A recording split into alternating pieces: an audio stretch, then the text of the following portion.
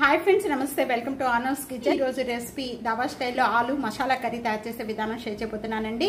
దీంట్లో main onions అనేది తిన్న వాళ్ళు ఈ విధంగా ఒక్కసారి తప్పకుండా ట్రై చేయండి. చాలా ఆనియన్స్ అనేది యాడ్ చేయకుండా ఈ రోజు ఆలు మసాలా కర్రీ తయారు చేసే విధానం రెండు చూసేద్దాం. ఇంకెందుకు మసాలా కర్రీ తయారు చేసుకోవడానికి ముందుగా ఇక్కడ నేను కాబట్టి ఉడకపెట్టే ముందు బాగా కడిగేసేసి ఇక్కడ నేను కుక్కర్లో యాడ్ చేసేస్తున్నాను. ఒక హాఫ్గా కట్ చేసేసి ఇలా యాడ్ చేసిన దీంట్లో ఒక 1 గ్లాస్ వాటర్ కూడా ఎక్కువ యాడ్ చేసుకోక్కర్లేదు.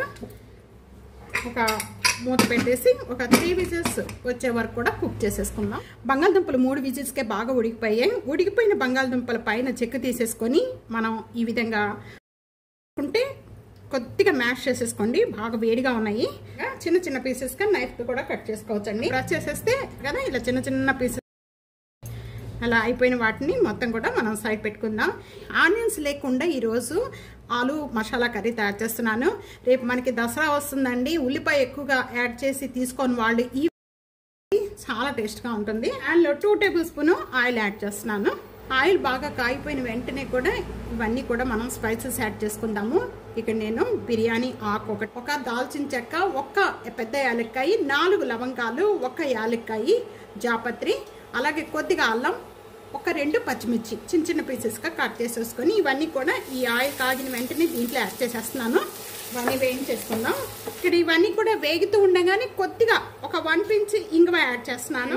1 టేబుల్ స్పూన్ ధనియాలు అనేది ఈ విధంగా కచ్చిపిచ్చిగా నూరుకొని 1 టేబుల్ స్పూన్ దీంట్లో యాడ్ చేసేస్తున్నాను. 1/2 టేబుల్ స్పూన్ సోంపు యాడ్ చేస్తున్నాను. 1 టేబుల్ స్పూన్ ధనియా పౌడరు, 1/2 టేబుల్ స్పూన్ జీరా, 1 టేబుల్ స్పూన్ కస్తూరి మెంతి అండి. కస్తూరి మెంతి కొద్దిగా ఈ విధంగా మ్యాష్ చేసుకొని వేసుకుందాం.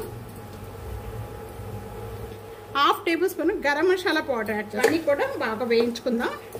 ఆమ్చూర్ పౌడర్ ఒక 1/2 టేబుల్ స్పూన్,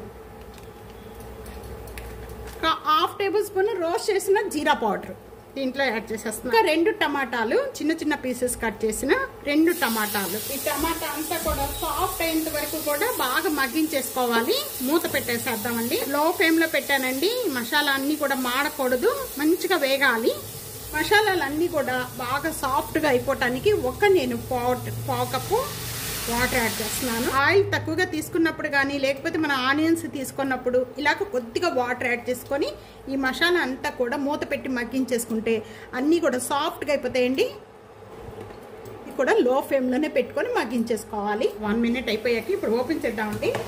వాటర్ అంతా కూడా బాగా మగ్గిపోయి ఇదంతా కూడా టమాటా అంతా సాఫ్ట్ ఈ విధంగా సాఫ్ట్ అయిపోయిన వెంటనే కూడా దీంట్లో నేను ఇక్కడ 1/2 టేబుల్ స్పూన్ పసుపు యాడ్ చేస్తున్నాను. 1 టేబుల్ స్పూన్ సాల్ట్ యాడ్ చేస్తున్నాను. మీరు టేస్ట్ చూసుకొని సాల్ట్ యాడ్ చేసుకోండి. కానీ బంగాళదుంపలో చాలా తక్కువ పడుతుందండి, సాల్ట్ అనేది ఎక్కువ పట్టదు. ఒక 1/2 టేబుల్ స్పూన్ కారం యాడ్ చేస్తున్నాను. చేసిన వెంటనే కూడా ఒకసారి మొత్తం మసాలా కలుపుకుందాము. ఇక్కడ నేను ఇది తీసేస్తున్నానండి. బిర్యానీ ఆకు సైడ్ పెట్టేసుకుందాము. యాలక్కాయ వేసాము, అలాగే దాల్చిన చెక్క కూడా తీసేస్తున్నానండి. స్పైసెస్ అన్ని కూడా బాగా వేగిపోయి అదంతా ఈ విధంగా సాఫ్ట్ అయిపోయిన వెంటనే ముందుగా మనం బంగాళదుంపలు ఉడకబెట్టుకొని చిన్న చిన్న పీసెస్ కట్ చేసినవి అన్ని కూడా దీంట్లో యాడ్ చేసేస్తున్నాం. ఇప్పుడు ఇదంతా ఒకసారి ఒక 1 మినిట్ వరకు కూడా ఈ మసాలా అంతా కూడా ఈ బంగాళదుంపకి బాగా పట్టించాలి. మీడియం ఫ్లేమ్ లో పెట్టేసుకొని బంగాళదుంపలు కలుపుతూ కూడా 1 మినిట్ వరకు కూడా వేయించుకోవాలి. ఈ స్టేజ్లో వాటర్ యాడ్ చేసుకోవాలి. ఇక్కడ నేను 1 గ్లాస్ వాటర్ యాడ్ చేస్తున్నానండి. వాటర్ యాడ్ చేసిన వెంటనే కూడా ఇదంతా ఒకసారి బాగా కలుపుకుందాము. ఇక్కడ మూత పెట్టేశాను. మూత పెట్టేసుకొని హై ఫ్లేమ్లో ఒక 2 మినిట్స్ వరకు కూడా మగ్గించేసుకుందాం. ఆ గ్రేవీ కొద్దిగా చిక్కపడేంత వరకు కూడా. ఇప్పుడు 1 మినిట్ అయిపోయిన వెంటనే కూడా ఇప్పుడు ఓపెన్ చేద్దాము. ఆయిల్ అంతా కూడా కర్రీకి సపరేట్ అయిపోయింది. కరెక్ట్గా మనకి ఈ విధంగానే కావాలి. గ్రేవీ అంతా కూడా బాగా చిక్కగా లేదు, బాగా పల్స్గా లేదు. ఈ విధంగా ఉంటే చాలా బాగుంటుంది. చల్లారిపోయిన తర్వాత కూడా ఇదే విధంగా ఉంటుందండి. నేను కూడా దీన్ని ఒక బౌల్లోకి యాడ్ చేసేసుకుందాం. కొత్తిమీర యాడ్ చేసేస్తున్నాను. ఈ ప్యాన్లో ఒక 1/2 టేబుల్ స్పూన్ నెయ్యి యాడ్ చేస్తున్నాను. ఇక్కడ ఈ నెయ్యి అంతా కాగిపోయిన వెంటనే కూడా నేను ఇక్కడ 2 పచ్చిమిర్చి తీసుకున్నానండి. ఈ పచ్చిమిర్చి యాడ్ చేసేస్తాను. 1/2 టేబుల్ స్పూన్ దీంట్లో కారం యాడ్ చేసుకున్న వెంటనే కూడా ఇంకా స్టవ్ బంద్ చేసేసిన వెంటనే కూడా ఇదంతా ఒకసారి బాగా కలుపుకుందాం. ఇప్పుడు ఈ తాలింపు తీసుకెళ్ళి మనం ముందుగా ప్రిపేర్ చేసుకున్న కర్రీ మీద వేసుకోవాలి. ఈ తాలింపు అంతా కూడా దీని మీద యాడ్ చేసేసుకోవాలి. దాబా స్టైల్లో మసాలా ఆలు కర్రీ రెడీ అయిపోయిందండి. ఈ విధంగా ఒక్కసారి తప్పకుండా చాలా అంటే చాలా టేస్ట్గా ఉంటుంది. అన్నిట్లో కూడా బాగుంటుందండి.